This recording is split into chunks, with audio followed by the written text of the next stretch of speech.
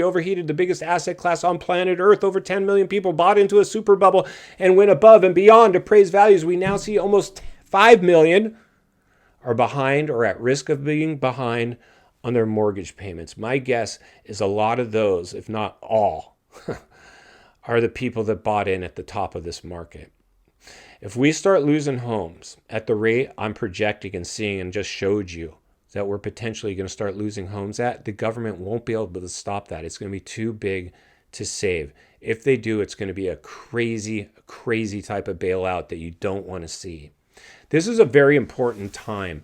I got a call from a caller the other day, and they said, hey, you had mentioned that you thought it was better to rent than to own. I said, well, it just depends on where you live and what your price range is, and everybody's different. That's why anytime I get you guys calling in or emailing in for help with real estate, I always talk to you personally first, because I ask questions that you would expect from a therapist or a counselor, because it's really important for me to be able to help people properly. I'm not just going to say, oh, well, I'm smart in real estate and this and that. I'm not going to tell you. We got to understand. Right now, if you can buy real estate with a standard amount down at today's interest rate and put the property's payment cost to carry within its rent range, then that's a safe buy.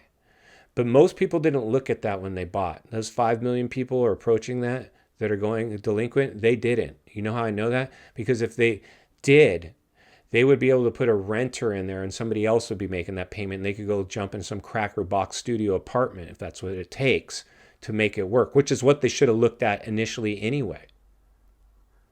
Rent the place out, live in a cracker box, do that for 10 years, and then you have a mass real estate portfolio cash flowing every month, and then you go buy that McMansion or house that you were determined to buy in a super bubble. I would never